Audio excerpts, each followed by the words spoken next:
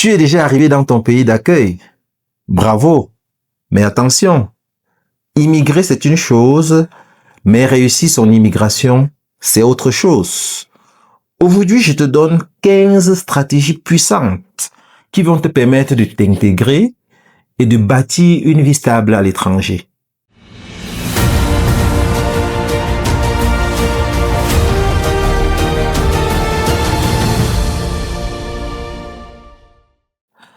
Bonsoir à tous et bienvenue sur votre chaîne Réussite, la chaîne qui vous permet d'apprendre, d'entreprendre et de réussir. Pour ceux qui ne me connaissent pas, je suis David Wafo, entrepreneur multisectoriel. Aujourd'hui, je vous parle de 15 stratégies puissantes que vous devez appliquer pour mieux vous intégrer et réussir votre immigration à l'étranger. Mais avant, abonnez-vous et activez la cloche de notification afin de ne rater aucun épisode. Alors, la première stratégie, c'est quoi? C'est de se régulariser rapidement. Alors, quand vous arrivez dans un pays, il y a plusieurs statuts. Il y a les statuts des résidents temporaires et les statuts de résidents permanents. Le meilleur statut qu'on peut avoir dans un pays, c'est le statut de résident permanent. Celui-là n'est pas différent du statut de citoyen parce que la seule différence, c'est quoi? C'est que vous n'avez pas encore le passeport de ce pays-là et vous n'avez pas encore le droit de vote. Mais tous les autres avantages des citoyens, vous les avez. Donc, dans un pays, quand vous arrivez, si vous arrivez avec un visa visiteur, étudiant, travailleur ou alors de business, et que vous souhaitez vous installer durablement ou alors vous installer là-bas définitivement, cherchez à comprendre quelles sont les stratégies vous permettant de partir de votre visa temporaire vers un visa de résident permanent. Ça, c'est la première chose. La deuxième chose, c'est quoi? C'est d'améliorer ses compétences linguistiques. Les pays comme l'Allemagne peuvent avoir la nationalité en Allemagne, ou alors l'Italie, l'Espagne, tout ça. Il est indispensable de pouvoir maîtriser la langue. Donc, quand vous arrivez dans un pays, la langue fait partie des priorités. Vous devez donner tout ce qu'il faut pour maîtriser la langue du pays. Parce que votre intégration en dépend. Alors, la troisième chose, c'est quoi? C'est de trouver un emploi le plus tôt possible. Parce que vous venez d'un pays où le coût de vie est plus faible, où la monnaie est plus faible, et vous arrivez dans un pays où tout coûte plus cher. Alors, le plus tôt vous commencez à gagner votre vie, le plus tôt vous allégez vos charges financières. Donc, le plus tôt possible, c'est le mieux. Alors, donc, quatrième élément, c'est quoi? C'est élargir son réseau. Donc, vous ne devez pas, quand vous arrivez dans un pays, vous ne devez pas vous rester replié sur vous-même. Vous devez élargir votre réseau en intégrant les associations, faire des rencontres, aller aux événements et rencontrer des gens de tout horizon. Ça, c'était la quatrième chose. Donc, la cinquième chose, c'est quoi? C'est le respect des lois et coutumes du pays. Parce que de là, votre réputation en dépend. Donc, votre réputation se bâtit à travers votre comportement. Donc, faites un effort de respecter les lois du pays et ça comptera pour vous. À titre d'exemple, vous n'aurez jamais la résidence permanente dans un pays si vous avez un casier judiciaire sale. Donc, arriver dans un pays, être conduit quand vous êtes sous l'influence de l'alcool et vous retrouvez en train d'avoir des contraventions, ça vous pénalise, ça vous empêche de pouvoir obtenir votre résidence permanente plus tard. Donc, sixième élément, c'est quoi? C'est de rester connecté aux gens positifs. Parce que vous savez, il y a tous ces gens-là qui sont aptes à vous décourager, vous dire non, ça ne marchera pas, c'est difficile et ceci, cela et tout ça. Donc, il faut fuir ce genre de cercle, les gens qui sont toujours plaintifs et négatifs. Ils sont là, ils ne font rien de leur vie. Ils passent le temps à faire des commentaires et à vous dire comment tout est, à peindre tout en noir. Donc, évitez de passer du temps avec ce genre de personnes quand vous arrivez à l'étranger.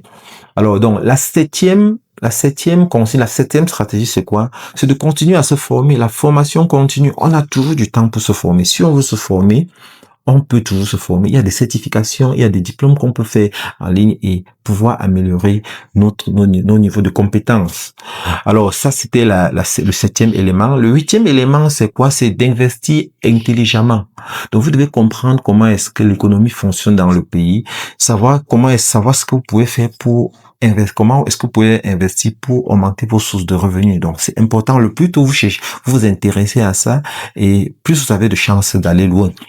Alors, le neuvième élément, c'est quoi? C'est de savoir comment gérer son argent. Il faut apprendre à faire budgétiser vos dépenses. Donc, vous êtes dans un environnement où tout compte. La moindre dépense quand le coût de vie est élevé. Donc, faites un effort pour que la moindre dépense que vous faites est bien calibrée. Aussi les dettes au niveau de la gestion des dettes, évitez de prendre de mauvaises dettes. Donc sachez comment et une éducation financière importante, suffisante pour vous permettre de bien gérer vos dettes. Donc le 10e élément, c'est quoi? C'est de construire une image professionnelle solide. Construire une image professionnelle solide. Ponctualité, respect, sérieux, ça vous ouvre les opportunités. Donc, dans tout ce que vous faites, faites un effort d'être le meilleur dans tout ce que vous faites. 11e élément, restez discipliné. Le succès à l'étranger dépend de ton organisation. Donc, si tu n'es pas bien organisé, vous allez voir, vous êtes dans un pays où, pour que ça fonctionne, il faut que vous voyez comment le pays est organisé. Alors, vous avez intérêt à être également bien organisé si vous voulez réussir dans un environnement organisé. Vous ne pouvez pas être dans un environnement qui est bien structuré et vous n'êtes pas discipliné. Là, il y a quelque chose qui cloche. Vous n'allez pas vous en sortir. 12e élément, contribue à ta communauté. Ah oui, il faut contribuer à ta communauté. Dans la vie, on reçoit ce qu'on donne. Donc, il faut aider les autres parce qu'en le faisant, ça renforce ton intégration. Donc, ça, c'est quelque chose, il faut pas croire que vous avez forcément besoin de passer peut-être 15, 20 ans avant de pouvoir faire un certain nombre de choses. Donc, aussitôt que vous êtes arrivé, le peu que vous connaissez, vous pouvez partager avec ceux qui sont autour de vous. Ça leur permet d'évoluer et vous également, vous évoluez. Le 13e élément, c'est quoi? C'est qu'il faut préserver les valeurs africaines positives. Elles ne sont pas des faiblesses, mais au contraire, elles constituent ta force. Donc, des valeurs africaines, nous avons pas mal de choses. Nous avons pas mal de valeurs africaines qui, même à l'étranger, continuent à beaucoup compter, que ce soit des habitudes même financières, des habitudes communautaires et tout ça. Ces valeurs africaines, nous devons les garder. Notamment, je prends l'exemple de la tontine. Donc, vous voyez, il y a dans beaucoup de communautés africaines à l'étranger, la tontine, c'est ce levier-là qui permet à beaucoup de réaliser des choses. Donc, ça, c'était la 13e chose. La 14e chose, c'est quoi? C'est de planifier et de préparer ton avenir à l'étranger. De savoir que tu es là durablement et quand tu dois être là durablement, il y a certaines choses auxquelles il faut penser dès le début. Tu ne dois pas attendre, avoir ou bien réaliser quoi ou attendre un certain nombre d'années avant de commencer à planifier. Non. Tu dois planifier, comme je l'ai dit, dès le départ, tu dois te poser comment faire pour avoir ta résidence permanente. Tu dois penser à ta famille, si tu as fondé une famille, comment ça va se passer. Tu dois penser à ta retraite, comment est-ce que tu comptes planifier ta retraite.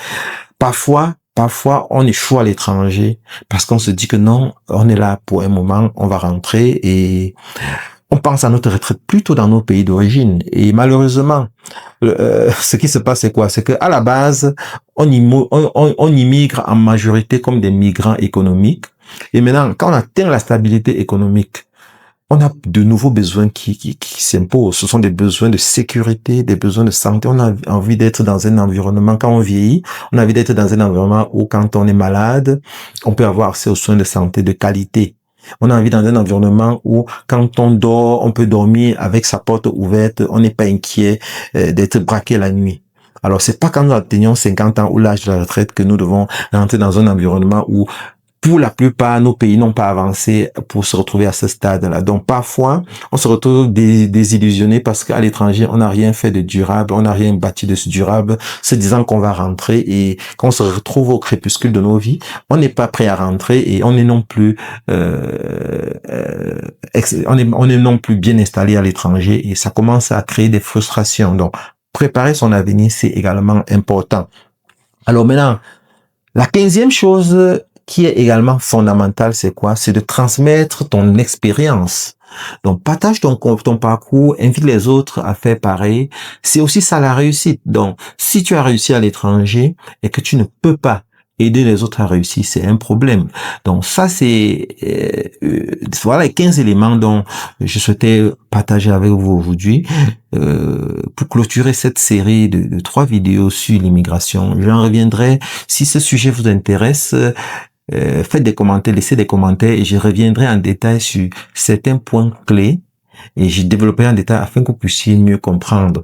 Donc, en fait, pour conclure, réussir son immigration, ce n'est pas juste sortir, c'est grandir, apprendre et devenir meilleur et devenir une meilleure version de soi-même.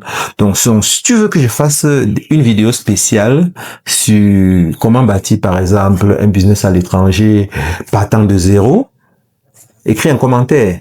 Ou alors, si tu as n'importe quelle autre préoccupation, laisse un commentaire et je me ferai un plaisir de produire des vidéos qui peuvent davantage t'édifier.